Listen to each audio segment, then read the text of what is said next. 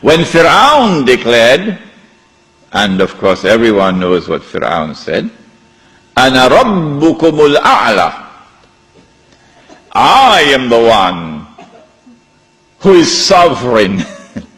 I possess sovereignty. That was shirk. When he declared, Ana rabbukumul a'la, I am the one who possesses supreme authority, that was shirk. When he declared, Ana rabbukumul a'la, my law is the supreme law in the land of Egypt, that was shirk.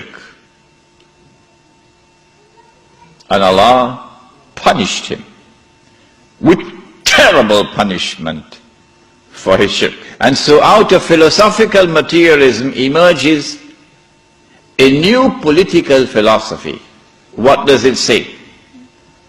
Since there is no reality beyond material reality, we can no longer collectively recognize sovereignty up there, so sovereignty must now be relocated down here. The people are now sovereign, no longer the God of Ibrahim alayhi salam.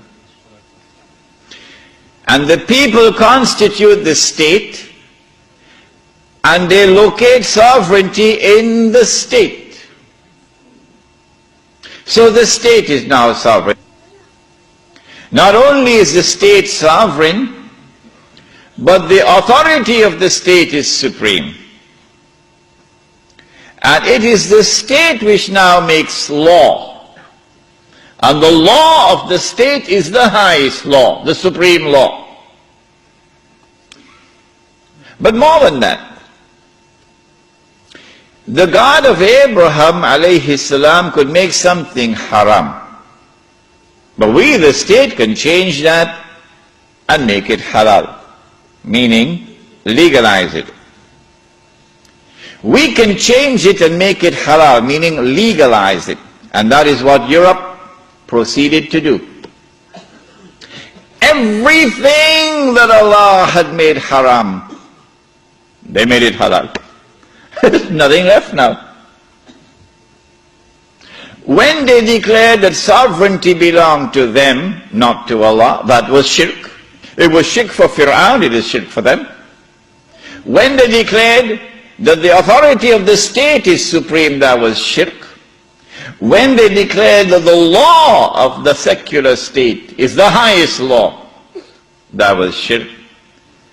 And when they declared halal what Allah made haram, meaning when they legalized what Allah made haram, that was shirk. Surah Tawbah of the Quran, بعد أعوذ بالله من الشيطان الرجيم اتخذوا أخبارهم ورهبانهم أربابا من دون الله. They took their priests and their rabbis as arbab, lords and gods beside Allah. وَالْمَسِيحَ ابْنَ مَرْيَمَ, and they did the same thing with the Messiah, the son of Mary. وَمَا أُمِرُوا إِلَّا يَعْبُدُوا إِلَهًا وَاحِدًا, but they had not been commanded other than to worship one God. لا إله إلا هو, there is no God beside him. Subhanahu, glory be to him. Amma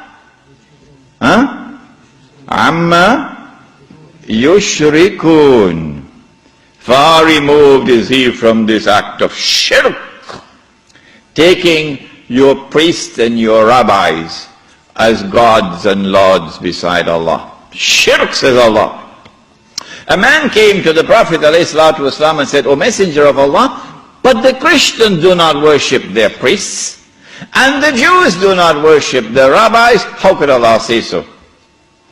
To which the Prophet ﷺ replied, and he said, did they not make halal what Allah had made haram? That is their shirk.